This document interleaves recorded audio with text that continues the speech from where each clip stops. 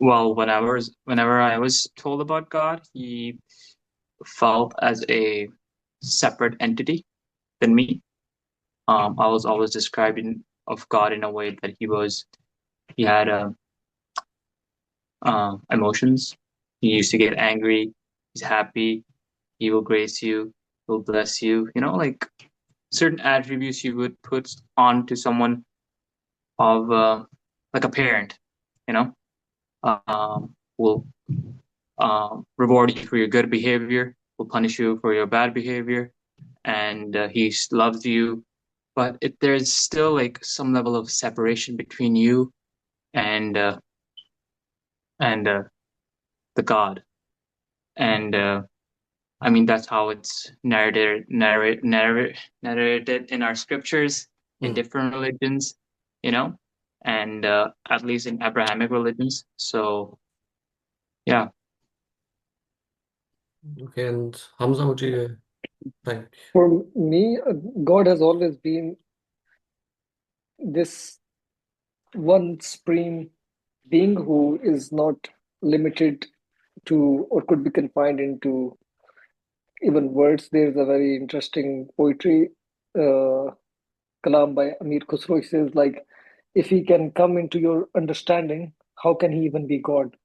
That, you can't even understand him completely. And for me, I think for everyone, God is beyond the laws of nature, physics, everything. God doesn't need rest. God doesn't need sleep. God can be everywhere all the time. And if He is God, He can do whatever He wills.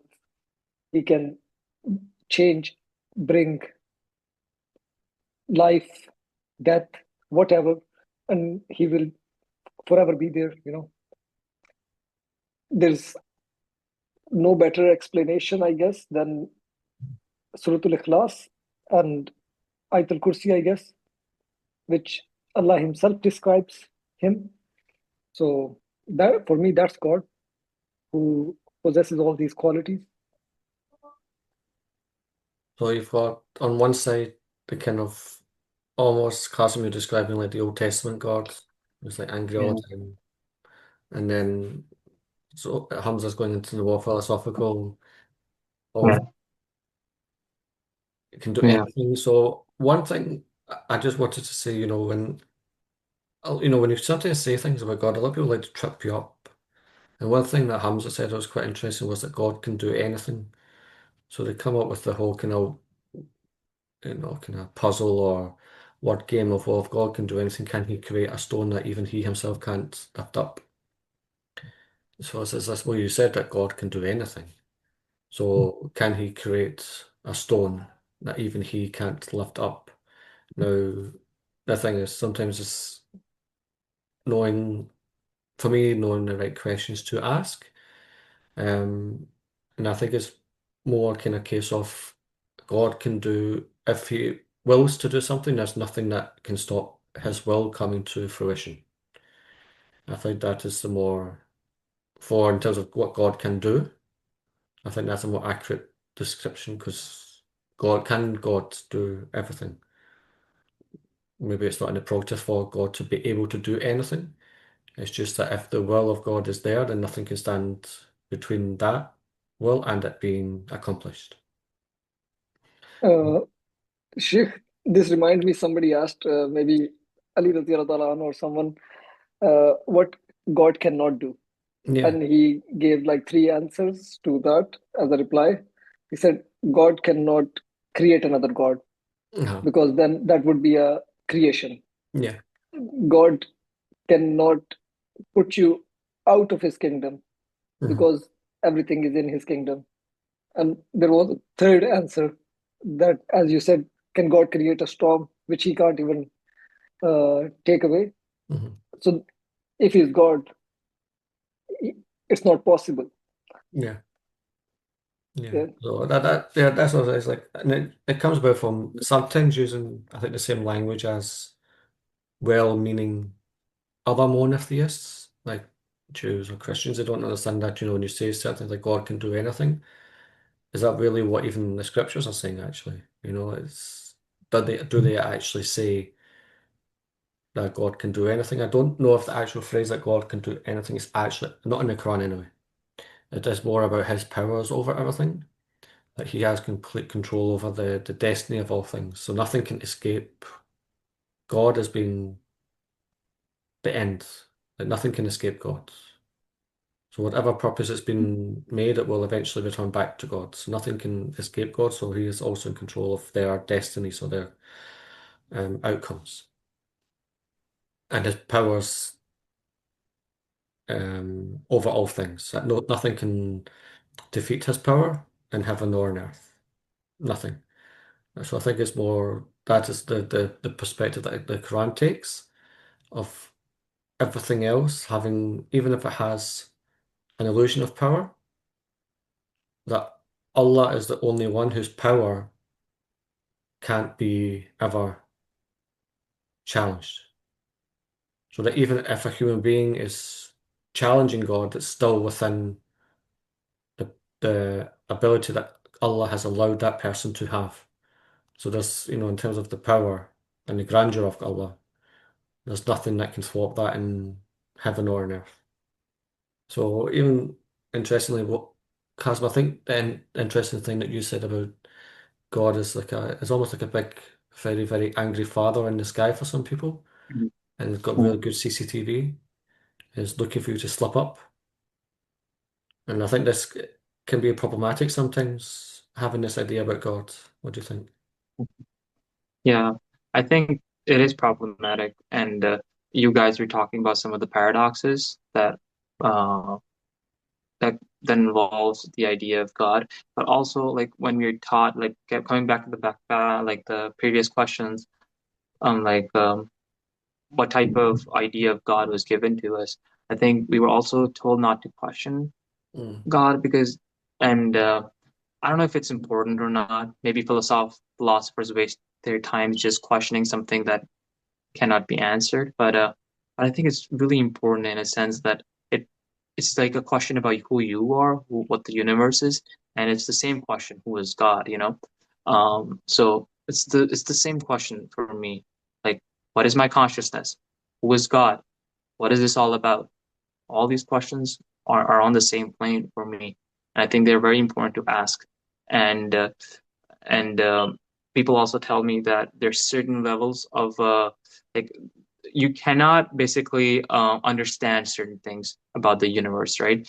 Like you cannot comprehend, you cannot be comprehended. You cannot describe that's undescribable. You know, like God is put into that realm of um, where if you, it's untouchable. You know, you cannot conceive it. But but we also create um, a separation from God, and that's created through our stories um, of Adam being in heaven, and then Adam ate the food. He was separated from the kingdom of heaven and put on earth. And even our stories show those narratives. Even the way we think about our lives is we pray to something bigger than us. We ask from God, as God is a separate entity.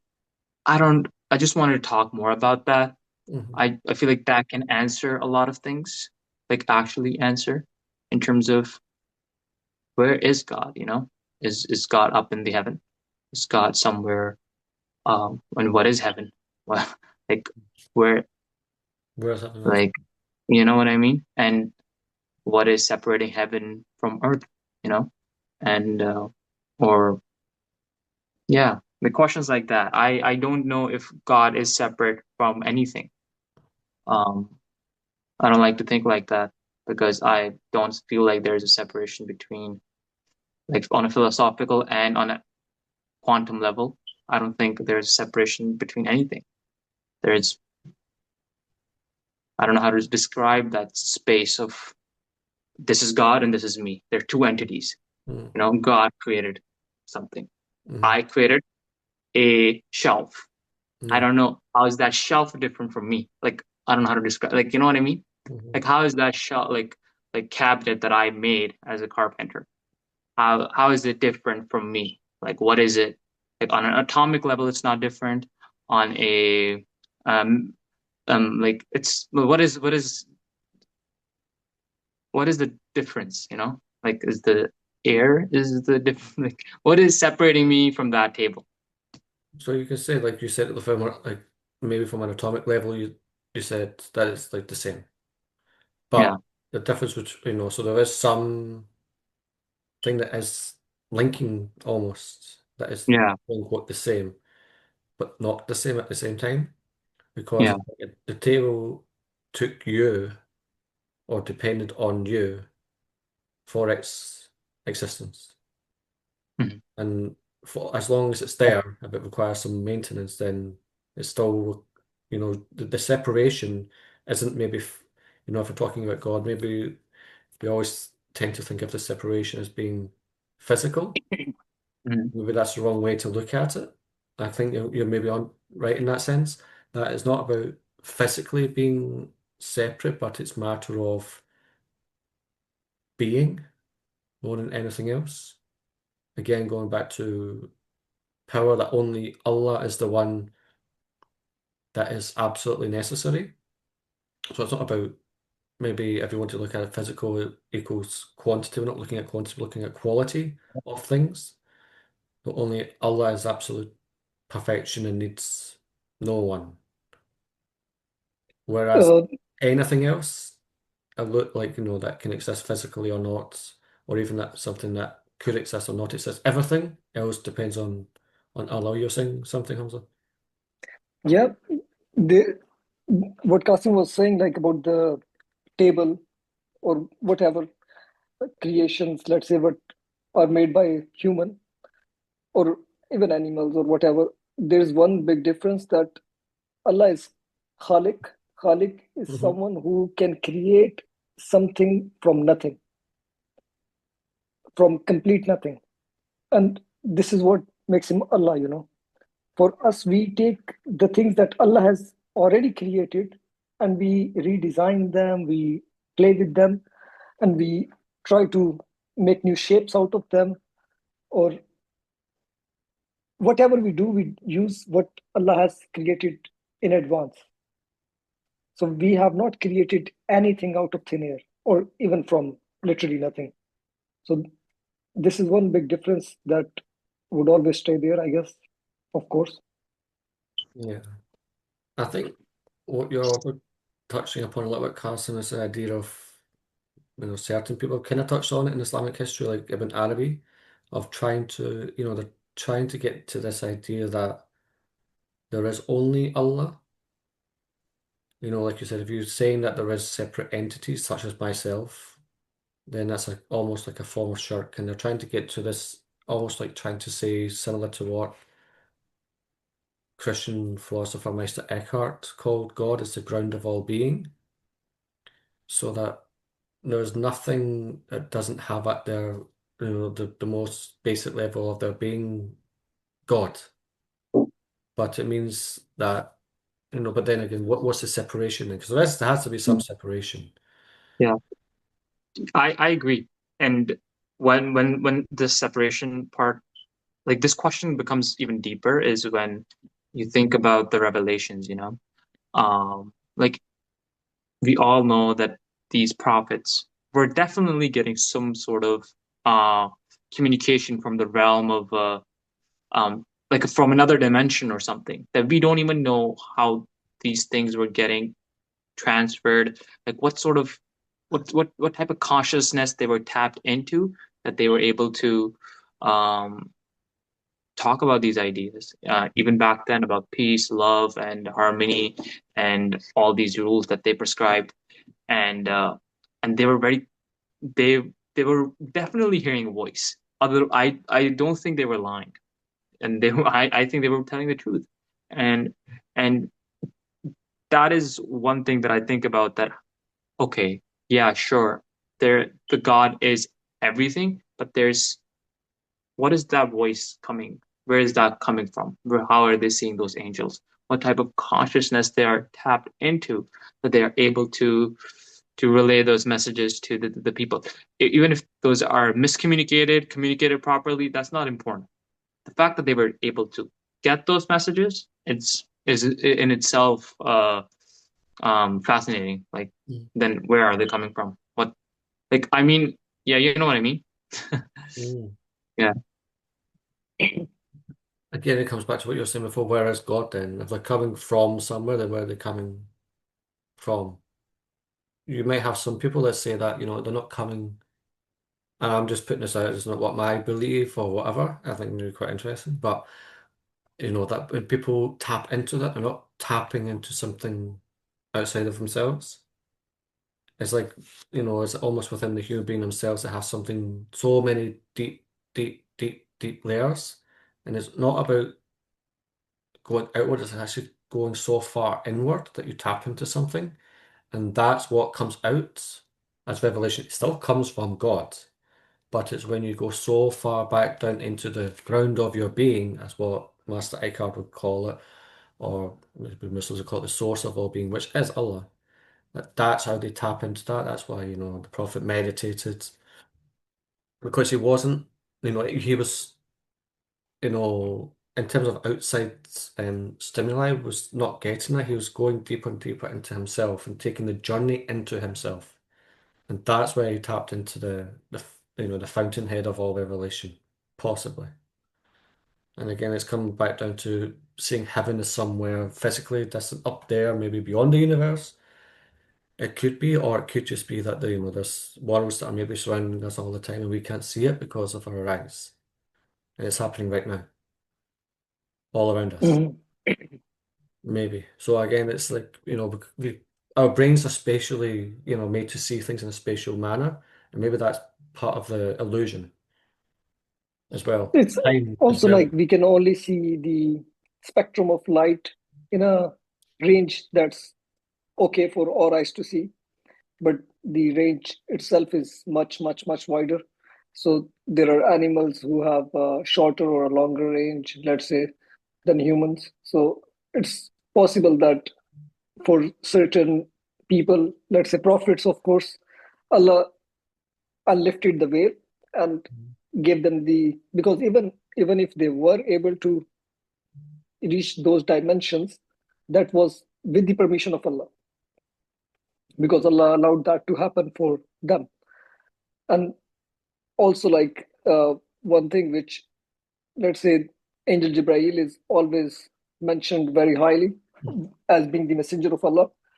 So he was the one who some prophets, or let's say, I don't know, to all he went, they were able to see him in different forms, in many different forms, but everyone else weren't able to see him. But that's the veil which was lifted on prophets. Let's say that was the privilege of being a prophet, Hmm. that they could communicate even with angels. Yeah. I mean, and it's not as if what we're saying at like different points of view. It's like it all, when you get that insight, it's like you're able to witness higher things than just the superficial. Mm. Most people are, because if you are looking at life in a very superficial, you're not looking deep into yourself, you will only see the superficial things. So, Iqbal mentioned, अपने मन में डूब के पा जा सुराब जिंदगी, dive inside your own heart to mm, find the secrets of life. अगर तू मेरा नहीं बनता ना बन, अपना तो बन. If you don't want to become mine, don't become yours at least. And mhm, then Iqbal said, Allah has revealed the secrets to me. Only I could share if I had the nafs of Jibreel. mhm, Like whatever he knew or whatever he got to know, you can see from his poetry. Like we haven't had another poet since 100 years like Iqbal, mhm. but you can tell like what secrets he had and how he could write Quran into poetry. Is maybe he's talking about going deeper inside your It's own just self. like he's saying, like taking the journey inside as well, and Mhm. finding the the secrets of Allah almost as well, finding it inside. Is there always the quote about the heaven and the earth can't contain Allah, but the heart of the believer can contain him? Again, it's slightly related, but it's, even when the Quran talks about, Allah being in heaven, it's, how it, there's maybe no one way of, being dogmatic on how you should take that, but in terms of another video, we're saying that sometimes these things make more sense when you understand it in a, maybe in this way, in a metaphoric sense, as in, the power of Allah is in the highest realms and it's the most powerful. Um, if Muslims maybe feel comfortable believing that there is a heaven, physical heaven out there, and that's where God is, then you know what, fine, go with that. But sometimes it's maybe easier to maybe look at it as more metaphoric rather than literal. And it comes down to that, where the idea of God being high in the sky and looking to punish us, it comes down from that literal point of view. But I think looking at it from a deeper perspective, that, is maybe fine on a superficial level, but I think it's maybe more metaphoric. Allah is not in a place, or can't be confined to a place, because then you're confining Allah separate from the creation, which doesn't quite add up. Allah has to be the ground of all being, that everything needs to sustain it, but Allah alone doesn't need sustained. That for me is what Allah means. And actually, obviously, connecting it all with the idea of oneness. There's not, two Allahs, like you said, or three Allahs. There's only one. Mm. Mhm. So to have this idea of me relying on something else for my existence would be what the Quran would term shirk, you know. So that's what I would say. So, um, so you said confining yourself into, like, we can't confine God into a physical sense, right? And obviously, our perspectives are so small in terms of on a universal perspective on and so many things. We can only witness at one point just our hands and legs and our own body. We can't even see our faces by ours. Our perspective is very small, and what we can see and what we can experience. Uh, Maybe if we dive deeper, we can get some answers from the deeper unconscious. But what do you think is running through us, like like the software of the human? What do you think that is? Like that must be connected in a sense that we are getting those revelations, we are even getting those ideas, where we are inventing stuff, uh, evolving as human beings, waking, getting enlightened. Mhm. So how is that part of us? Not our physical part. Maybe our physical part is also connected. It is on an atomic level, but how is that inside, like the consciousness is connected? I mean, it's a very deep question and it's very like complicated to answer. I'm just speculating. Is that all tied back to are we all already connected to God or whatever you want to call it, Mhm. the universe, the reality? I personally think we all are connected to God. Like one very tiny example is you can talk to Allah anytime you want. And it doesn't matter if you're a Muslim or whosoever you are. They say there's no atheist in a sinking boat. So when you're drowning, when you're dying, no matter who you are, you talk to God and He listens and responds. This is one thing which I, when I went to do Umrah, I saw like millions of people and I made a dua over there.